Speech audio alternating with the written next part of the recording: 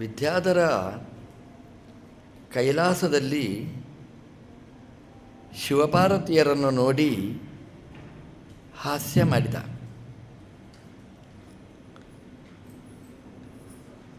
ದೋಷನ ಅದು. ಗಂಡ ಹೆಂಡತಿ ಒಟ್ಟಿಗಿದ್ದರೆ ದೋಷನ, ಬೇರೆ ಬೇರೆ ಇದ್ದರೆ ದೋಷ. ಅದು ಒಟ್ಟಿಗಿದ್ದರೆ ದೋಷ ಅಲ್ಲ. ಶಿವಪಾರ್ವತಿಯರು ನರನಾರಿ ರೂಪದಿಂದ ಇರುವವರು, ಒಟ್ಟಿಗೆ ಇರಬೇಕಾದವರು, ಒಬ್ಬರನ್ನು ಬಿಟ್ಟು ಒಬ್ಬರು ಇರುವುದಿಲ್ಲ. ಇದು ದೋಷ ಅಲ್ಲ, ಇದು ಭೂಷಣ. ದೇವತೆಗಳಿಗೆ ಮಾತ್ರ ಇದು ಸಾಧ್ಯವಾದಂತಹ ಕೆಲಸ. ನಾವು ದಕ್ಷಾಧ್ವರದ ಕಥೆ ನೋಡಿದ್ದೇವೆ. ನಾವು ರುದ್ರದೇವರನ್ನು ತೊರೆದು ಸತೀದೇವಿ ತವರ ಮನೆಗೆ ಹೋಗ್ತಾಳೆ. ಮನಸ್ಸಿಲ್ಲದ ಮನಸ್ಸಿನಿಂದ ಹೋಗ್ತಾಳೆ. ಏನಾಯಿತು ಕತೆ? ಅಗ್ನಿಯಲ್ಲಿ, ಯೋಗಾಗ್ನಿಯಲ್ಲಿ ತನ್ನ ದೇಹವನ್ನು ಹೋಮಿಸಬೇಕಾದ ಪ್ರಸಂಗ ಬಂತು. ರುದ್ರದೇವರನ್ನು ಬಿಟ್ಟು ಸತೀದೇವಿ ಪ್ರತ್ಯೇಕವಾಗಿ ಲೋಕದೃಷ್ಟಿಯಿಂದ ಹೋದದ್ದಕ್ಕೆ ಅಗ್ನಿ ಆಹುತಿ ಸತಿ ಹೋಗಬೇಕಾಯಿತು, ಅಗ್ನಿ ಆಹುತಿಗೆ ಆಗಬೇಕಾಯಿತು. ಇದು ನಮಗೆ ಕಲಿಸಿಕೊಟ್ಟ ಪಾಠ. ನಮ್ಮ ಉಪಾಸನೆಯಲ್ಲಿ ರುದ್ರದೇವರು ಪಾರ್ವತಿ ಅದನ್ನು ನಾವು ಪ್ರತ್ಯೇಕ ಮಾಡಬಾರದು. ವಿದ್ಯಾಧರ ಗೇಲಿ ಮಾಡಿದ, ರಾಕ್ಷಸನಾಗಿ ಹುಟ್ಟಿದ ಹಾಗಾಗಿ ಶಿವಪಾರ್ವತಿಯರ ಮಿಥುನ ಅದು, ದ್ವಂದ್ವ ಅದು, ಒಟ್ಟಿಗೆ ಇರತಕ್ಕಂತಹದ್ದು ರೂಪಗಳು. ಅದು ಪ್ರತ್ಯೇಕ ಆದಾಗ ಅಗ್ನಿಯಲ್ಲಿ ಆಹುತಿಯನ್ನು ಪಡೆಯಿತು. ಇದು ನಮಗೆ ಕೊಟ್ಟ ಚಿಂತನೆ. ನಮ್ಮ ಪಿಂಡಾಂಡದಲ್ಲಿ ನಾವು ಅನುಸಂಧಾನ ಮಾಡಿದರೆ ರುದ್ರದೇವರು ಅಂತಂದರೆ ಅದು ಮನಸ್ಸು ಅಂತ ಅರ್ಥ. ಪಾರ್ವತೀದೇವಿ ಅಂತಂದರೆ ಅದು ನಾಲಗೆ, ವಾಗ್ದೇವತೆ ಪಾರ್ವತೀ ದೇವಿ. ಈ ರುದ್ರ ಮತ್ತು ಪಾರ್ವತಿ ಬೇರೆ ಬೇರೆ ಆಗ್ತಾರೆ ಅಂತಂದರೆ ಮನಸ್ಸು ಬೇರೆ, ನಾಲಗೆ ಬೇರೆ ಎಂತಾಯಿತು. ನಾಲಗೆ ಏನು ಮಾತಾಡಬೇಕಾದರೂ ಕೂಡ ಮನಸ್ಸಲ್ಲಿ ಮಾತಾಡಿ ತಾನು ಮಾತಾಡಬೇಕು. ಆವಾಗ ಆ ಮಾತಿಗೆ ಬೆಲೆ ಇರ್ತದೆ. ಮಾತು ಅಂದರೆ ನಾಲಿಗೆ ಮನಸ್ಸನ್ನು ಬಿಟ್ಟು ಸ್ವಚ್ಛಂದವಾಗಿ ಮಾತಾಡಿದರೆ ಆವಾಗ ಅಗ್ನಿ ಆಹುತಿ ಆಗುವುದು ನಿಶ್ಚಿತ. ಇದನ್ನು ಭಾಗವತ ನಮಗೆ ತೋರಿಸಿಕೊಡ್ತದೆ. ನಮ್ಮಲ್ಲಿ ಹೇಳುವ ರೂಢಿಯ ಮಾತಿದೆ, ಬಾಯಿಗೆ ಬಂದಾಗೆ ಮಾತಾಡಬೇಡ ಅಂತ. ಮತ್ತೆ ಹೇಗೆ ಮಾತಾಡಬೇಕು? ನಾವು ಬಾಯಿಗೆ ಬಂದದ್ದನ್ನೇ ಮಾತಾಡಬೇಕು. ಅದರ ಅರ್ಥ ಏನು ಅಂದರೆ, ಬಾಯಿಗೆ ಅಂದರೆ ಮನಸ್ಸಲ್ಲಿ ಮಥನೆ ಮಾಡದೆ ಆಡಿದ ಮಾತು ಅದಕ್ಕೆ ತೂಕ ಇರುವುದಿಲ್ಲ. ಮನಸ್ಸಲ್ಲಿ ಮಥನೆ ಮಾಡಿ ಮಥಿತವಾದ ಅರ್ಥವನ್ನು ನಾಲಿಗೆಯ ಮೂಲಕ ಹೇಳಿದರೆ ಆ ನಾಲಿಗೆಯ ಮಾತಿಗೆ ತೂಕ ಬರ್ತದೆ. ಮನಸ್ಸೊಂದು ಕಡೆ, ಮಾತೊಂದು ಕಡೆ ಅದು ಆದರೆ ಆವಾಗ ದಕ್ಷಾಧ್ವರ ಅದು ಸುನಿಶ್ಚಿತ. ಕೆಲವು ಸಲ ಹಾಗಾಗುತ್ತೆ. ಮನಸ್ಸು ಎಲ್ಲಿಯೋ ಇರ್ತದೆ, ಏನೋ ಮಾತಾಡ್ತೇವೆ, ನಾಲಿಗೆ ಕಚ್ಚಿಕೊಳ್ಳಬೇಕಾದ ದುರಂತ ನಮ್ಮ ಪಾಲಿಗೆ ಬರ್ತದೆ. ಮನಸ್ಸು ಮತ್ತು ನಾಲಿಗೆ ಅದು ಬೇರೆ ಬೇರೆ ಆಗಬಾರದು. ದಿನಾ ನಾವು ನೆನಪಿಸಿಕೊಳ್ಳಬೇಕಾದ್ದು ಈ ಎರಡು ಕಥೆಗಳನ್ನು. ನಮ್ಮ ಆಚಾರ್ಯರು ವಾಂಗ್ ಮನಸ್ಸಿ ದರ್ಶನಾತ್ ಅನುವ್ಯಾಖ್ಯಾನದ ಅಡಿಯಲ್ಲಿ ಒಂದು ಎಚ್ಚರವನ್ನು ನಮಗೆ ಕೊಟ್ಟಿದ್ದಾರೆ. ಉಮಾವೈ ವಾಕ್ ಸಮುದ್ದಿಷ್ಟ ಮನೋ ರುದ್ರ ಉದಾಹೃತ ತದೇತದ್ ಮಿಥುನಂ ಜ್ಞಾತ್ವಾ ದಾಂಪತ್ಯಾತ್ ನ ವಿಹೀಯತೆ. ಉಮಾ ವೈ ವಾಕ್ ಸಮುದ್ದಿಷ್ಟ ಶಬ್ದ ಕೇಳುವಾಗಲೇ ನಿಮಗೆ ಅರ್ಥ ಆಗುತ್ತೆ.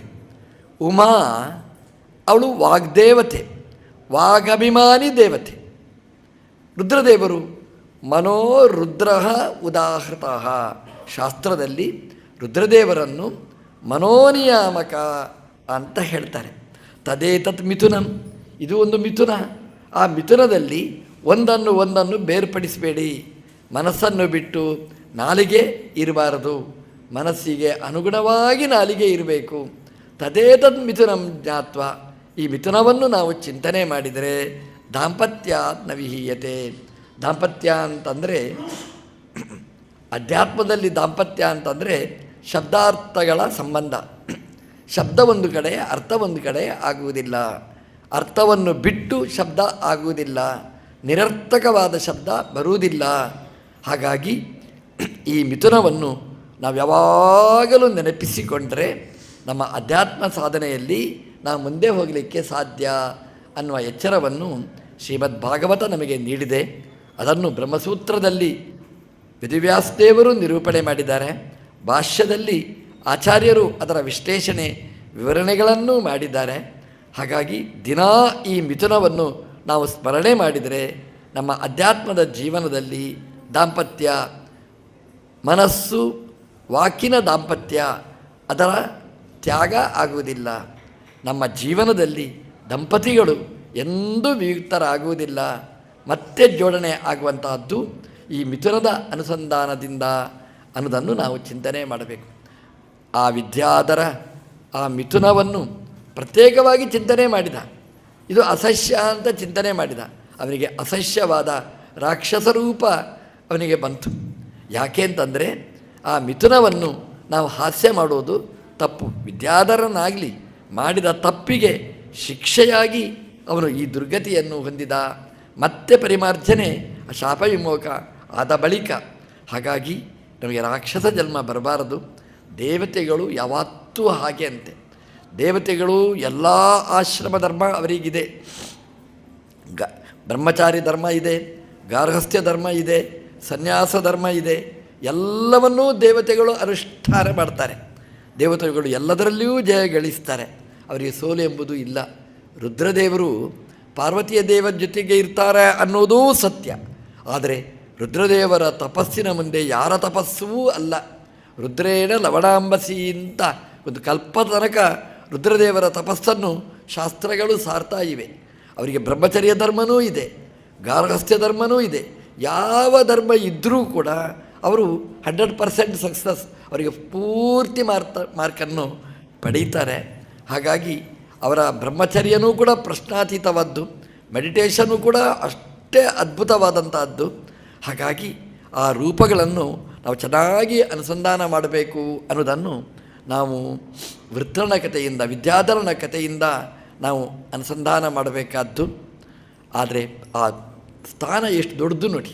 ತಮಾಷೆ ಮಾಡಿದರೂ ಕೂಡ ಅವರು ಎಷ್ಟು ಬೇಗ ಕರಗ್ತಾರೆ ಅಂತ, ಎಷ್ಟು ಬೇಗ ಅನುಗ್ರಹ ಮಾಡ್ತಾರೆ ಅಂತ. ನಮಗೆ ಕೋಪ ಬಂದರೆ ಪಕ್ಕ ಇಳಿಯುವುದಿಲ್ಲ. ಪಾರ್ವತಿ ಪರಮೇಶ್ವರರು ದೇವತೆಗಳು, ಅವ್ರಿಗೆ ಸಿಟ್ಟು ಬರುತ್ತೆ, ತಕ್ಷಣದಲ್ಲಿ ಕರಗ್ತಾರೆ ನೋಡಿ. ಎಷ್ಟು ಬೇಗ ಕೋಪ ಬಂತು, ತಮಾಷೆ ಮಾಡಿದ ಅಂತ. ಕೈ ಮುಗಿದ ಕೂಡಲೇ ನಿನಗೇನು ಬೇಕು ಅಂತ ಮಾತೃ ಹೃದಯ ತಾಯಿ ಹೇಗೆ ಕರಗ್ತಾಳೆ, ನಮ್ಮ ದೇವತೆಗಳೂ ಹಾಗೆಯೇ. ನಮ್ಮ ಜೀವನದಲ್ಲಿ ನಮಗೆ ಕೋಪ ಹೇಗೆ ಬರುತ್ತೆ ಅಷ್ಟೇ ಪ್ರಶಾಂತತೆ ಇರಬೇಕು ಅನ್ನೋದನ್ನು ಶ್ರೀಮದ್ ಭಾಗವತ ನಮಗೆ ವಿಶ್ಲೇಷಣೆ ಮಾಡಿದೆ. ನಮ್ಮ ಆಚಾರ್ಯರು ಹೇಳಿದ ಹಾಗೆ ತದೇತತ್ ಮಿಥುನಂ ಜ್ಞಾತ್ವ ದಾಂಪತ್ಯಾತ್ ನವೀಹ್ಯತೆ ಅನ್ನುವ ಅನುಸಂಧಾನ ನಾವು ಮಾಡಬೇಕು. ರುದ್ರದೇವರ ಉಪಾಸನೆ ಮಾಡಬೇಕು ಸರಿ, ಆದರೆ ಬರೀ ರುದ್ರದೇವರ ಮಾತ್ರ ಉಪಾಸನೆ ಮಾಡಿದರೆ ಇಷ್ಟ ಆಗುವುದಿಲ್ಲ. ಒಂದು ಕುಟುಂಬದಲ್ಲಿ ಒಂದು ಹೆಂಡತಿಯನ್ನು ಮಾತ್ರ ಆಹ್ವಾನ ಮಾಡೋದು, ಅಥವಾ ಮಗನನ್ನು ಮಾತ್ರ ಕರೆಯುವುದು, ಸೊಸೆಯನ್ನು ಮಾತ್ರ ಕರೆಯುವುದು, ಇದೆಲ್ಲ ತಪ್ಪಾಗಿ ಬಿಡುತ್ತೆ. ಅವಿಭಕ್ತ ಕುಟುಂಬ ದೇವತೆಗಳು, ತ್ರೈಲೋಕ್ಯ ಕುಟುಂಬ ಪಾಲನಾ ಪರಹ. ನಮ್ಮ ದೇವರದ್ದು ಕುಟುಂಬ ಅಂತಂದರೆ ಅವಿಭಕ್ತ ಕುಟುಂಬ. ಅದರಲ್ಲಿ ದೇವರಿರ್ತಾನೆ, ಲಕ್ಷ್ಮೀದೇವಿ ಇರ್ತಾಳೆ, ಬ್ರಹ್ಮದೇವರು ಇರ್ತಾರೆ, ಸರಸ್ವತಿ, ವಾಯುದೇವರು, ಭಾರತಿ, ರುದ್ರಾಣಿ ಎಲ್ಲ, ಇಂದ್ರಾಣಿ ಎಲ್ಲ ಅವ್ರದ್ದೊಂದು ಸಮಷ್ಟಿಯಾದ ಜೀವನ. ಆ ಜೀವನದಲ್ಲಿ ಒಬ್ಬರಿಗೆ ಪೂಜೆ ಮಾಡೋದು, ಒಬ್ಬರನ್ನು ಬಿಟ್ಟು ಬಿಡೋದು ಅವರಿಗೆ ಸಂಕೋಚ ಆಗಿಬಿಡುತ್ತೆ. ಆ ಪೂಜೆ ಸ್ವೀಕಾರ ಮಾಡಲಿಕ್ಕೆ ಕಷ್ಟ ಆಗಿಬಿಡುತ್ತೆ. ಒಂದು ಮನೆಯಲ್ಲಿ ಯಾರಿಗೋ ಒಂದು ಗಿಫ್ಟ್ ಬಂದರೆ ಎಲ್ಲ ಮಿಕ ಅಂತ ನೋಡ್ತಾ ಇರ್ತಾರೆ, ಸಂಕೋಚ ಆಗುತ್ತೆ ತಗೊಳ್ಳಿಕ್ಕೆ. ಹಾಗಾಗಿ ಪೂಜೆ ಹೇಗಿರಬೇಕು ಅಂತಂದರೆ ಅದು ಪರಿವಾರತೆಯ ಗ್ರಾಹ್ಯಾ ಅಪಿಹೇಯಾ ಪ್ರಧಾನತಃ. ಹಾಗಾಗಿ ರುದ್ರಾದಿದೇವತೆಗಳ ಪೂಜೆ ಮಾಡಬೇಕು. ಈ ದೈತ್ಯರೆಲ್ಲ ಪೂಜೆ ಮಾಡ್ತಾರೆ, ಆದರೆ ಯಾರುವುದು ಎಲ್ಲಿ ಅಂತಂದರೆ ಒಬ್ಬೊಬ್ಬರನ್ನೇ ಪೂಜೆ ಮಾಡ್ತಾರೆ. ರುದ್ರ ಅಂದರೆ ರುದ್ರ ಮಾತ್ರ, ಬ್ರಹ್ಮ ಅಂದರೆ ಬ್ರಹ್ಮದೇವರು ಮಾತ್ರ. ಹಿರಣ್ಯಕಶಿಪು ಅವನು ಉಪಾಸನೆ ಮಾಡಿದ, ಬ್ರಹ್ಮದೇವರನ್ನು ಮಾತ್ರ ಉಪಾಸನೆ ಮಾಡಿದ. ಬ್ರಹ್ಮದೇವರು ಬರಬೇಕಾ ಬಿಡಬೇಕಾ? ಉಳಿದವರು ಬರಲಿಕ್ಕಿಲ್ಲ ಅಲ್ಲಿಗೆ, ಯಾಕೆಂದರೆ ಬ್ರಹ್ಮದೇವರನ್ನು ಮಾತ್ರ ಕರೆದದ್ದು. ಅವನ ಉಪಾಸನೆಯಲ್ಲಿ ಜಾರಿ ಬಿದ್ದ. 100 ವರ್ಷ ಅನ್ನ ಆಹಾರ ತೊರೆದು ಹೆಂಡತಿ ಮಕ್ಕಳನ್ನು ಬಿಟ್ಟು ಅಧಿಕಾರವನ್ನು ತೊರೆದು ತಪಸ್ಸು ಮಾಡ್ತಾನೆ ಏಕಾಂತದಲ್ಲಿ.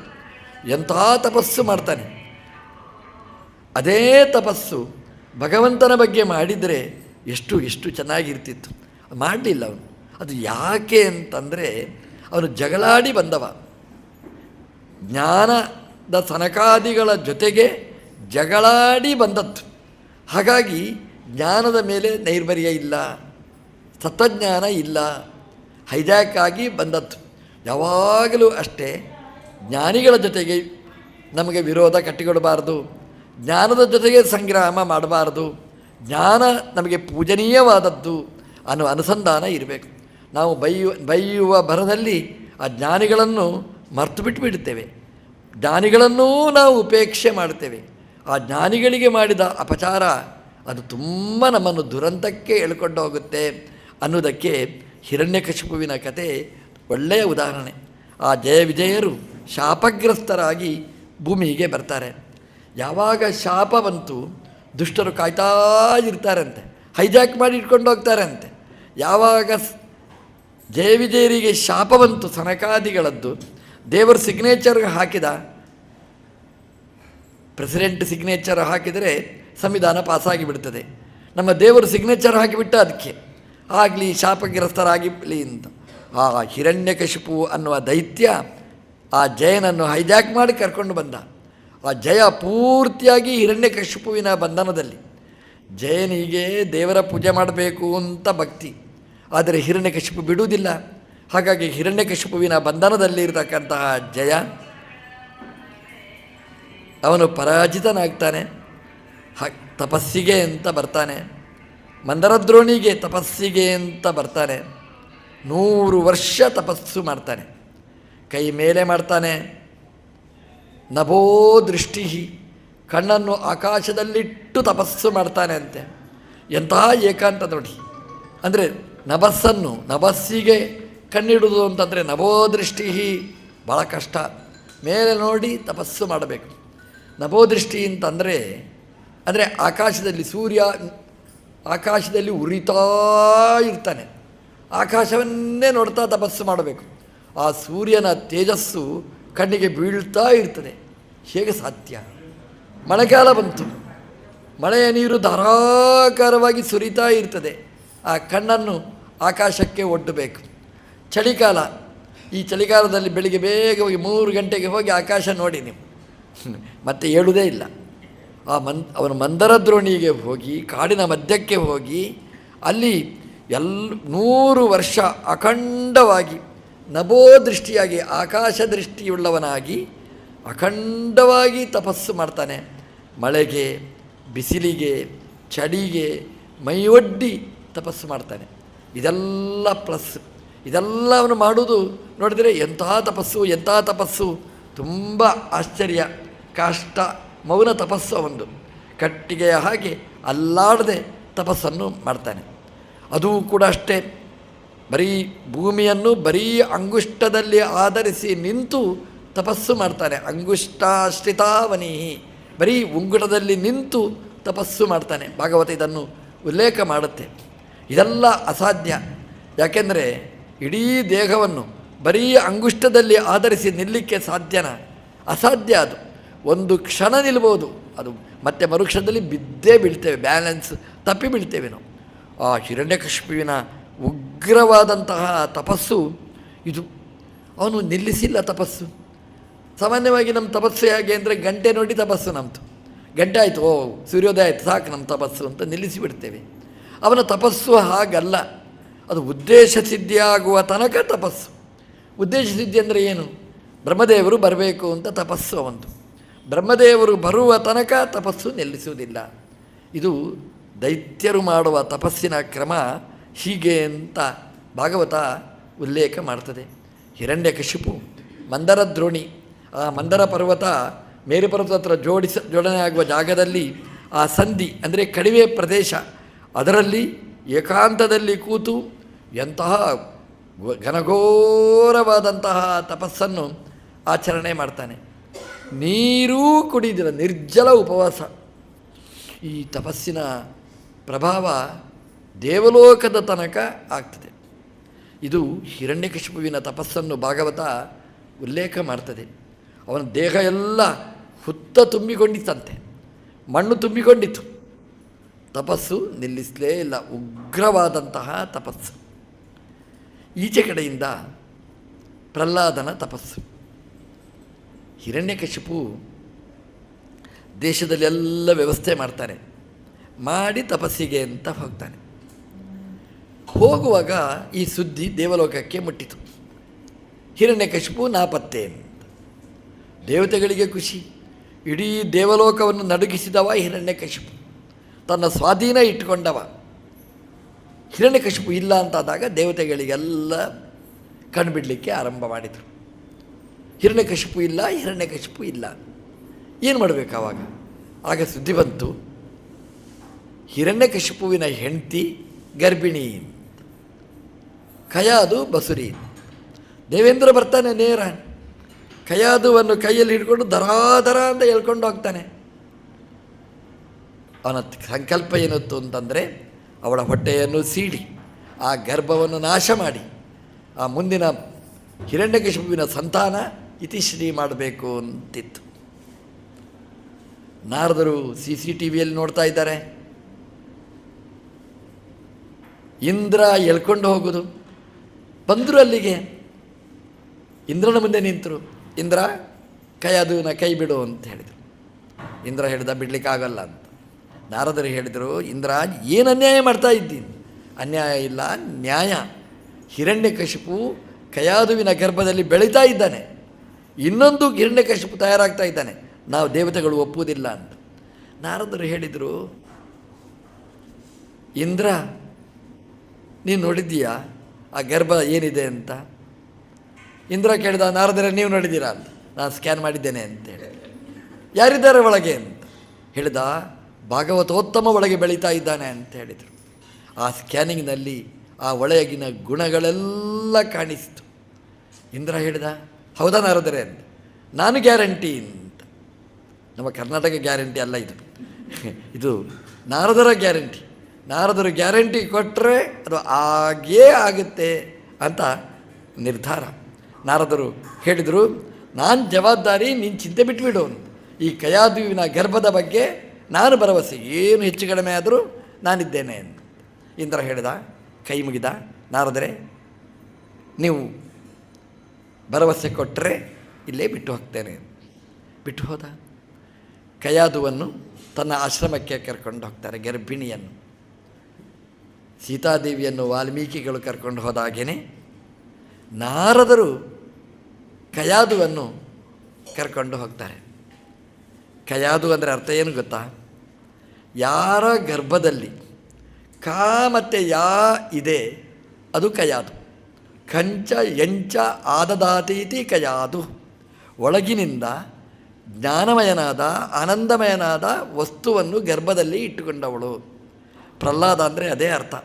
ಫ್ಲಾದ ಅಂದರೆ ಆನಂದ, ಪ್ರಕೃಷ್ಟವಾದ ಫ್ಲಾದ ಅಂದರೆ ಜ್ಞಾನಪೂರ್ಣವಾದ ಆನಂದ. ಎಲ್ಲಿದೆ ಅದು ಪ್ರಹ್ಲಾದ. ಜ್ಞಾನಪೂರ್ಣವಾದ ವಸ್ತು, ಆನಂದಪೂರ್ಣವಾದ ವಸ್ತು, ಅದು ಪ್ರಹ್ಲಾದ. ಹಾಗಾಗಿ ಕಯ ಅಂದರೆ ಜ್ಞಾನಾನಂದಮಯವಾದ ವಸ್ತುವನ್ನು ತನ್ನ ಗರ್ಭದಲ್ಲಿ ಧಾರಣೆ ಮಾಡಿರ್ತಕ್ಕಂಥ ಅವಳು ಕಯಾದು. ನಾರದರು ಸ್ಕ್ಯಾನ್ ಮಾಡಿದರೆ ಅವಳ ಗರ್ಭದಲ್ಲಿ ಆ ಪ್ರಹ್ಲಾದ ಕಾಣಿಸಿಕೊಂಡ. ತನ್ನ ಆಶ್ರಮದಲ್ಲಿ ಕಯಾದುವಿಗೆ ಅವಕಾಶ ಕೊಡ್ತಾರೆ ನಾರದರು. ನಾರದರಿಗೆ ಆಶ್ರಮ ಬಿಟ್ಟು ಹೋಗಲೇ ಇಲ್ಲಂತೆ. ಈ ದೇವತೆಗಳನ್ನು ನಂಬಲಿಕ್ಕಾಗಲ್ಲ ಅಂತ. ಇನ್ನು ಭಾಗ್ನಿ ಬರ್ತಾನೆ, ಯಮ ಬರ್ತಾನೆ, ಕಿರಿಕಿರಿ ಮಾಡ್ತಾರೆ ಅಂತ. ಅದಕ್ಕಿಂತ ಜಾಸ್ತಿ ಕಯಾದುವಿಗಿಂತ ಕಯಾದುವಿನ ಗರ್ಭದೊಳಗೆ ಇರತಕ್ಕಂತಹ ಆ ಜ್ಞಾನ ದೀಕ್ಷೆ ಇರತಕ್ಕಂತಹ ಆ ವಾಯುದೇವರ ವಿಶೇಷ ಸನ್ನಿಧಾನ ಪಾತ್ರವಾದಂತಹ ಸಜ್ಜೀವ ನಾರದರಿಗೆ ತುಂಬ ಇಷ್ಟ ಆಯಿತು. ನಾರದರು ವಾಯುದೇವರ ಶಿಷ್ಯ ಆದ್ದರಿಂದ ವಾಯುದೇವರ ಮೇಲೆ ತುಂಬ ಭಕ್ತಿ ಇದ್ದದರಿಂದಾಗಿ ಪ್ರಹ್ಲಾದನನ್ನು ವಾಯುದೇವರನ್ನು ಕಂಡು ತನ್ನ ಜ್ಞಾನಧಾರೆಯನ್ನು ಹರಿಸಬೇಕು ಅಂತ ತೀರ್ಮಾನ ಮಾಡಿದರು. ಕಯಾದುವನ್ನು ಕೂಡಿಸಬೇಕು, ಪ್ರವಚನ ಮಾಡಬೇಕು. ಬೆಳಗಿನಿಂದ ರಾತ್ರಿ ತನಕ, ರಾತ್ರಿಯಿಂದ ಬೆಳಗಿನ ತನಕ ಅಖಂಡವಾಗಿ ಪ್ರವಚನ, 100 ವರ್ಷ ಪ್ರವಚನ ಮಾಡಿದ್ದಾರೆ ನಾರದರು. ಖಾಲಿಯಾಗದಿದ್ದ ಕ್ಯಾಸೆಟ್ ಅವರದು. ಅದು ಪ್ಲೇನೇ, ಆಫ್ ಆಗಲೇ ಇಲ್ಲ, ತಿನ್ನುವುದು ಪ್ರಶ್ನೆನೇ ಇಲ್ಲ ಅವರಿಗೆ.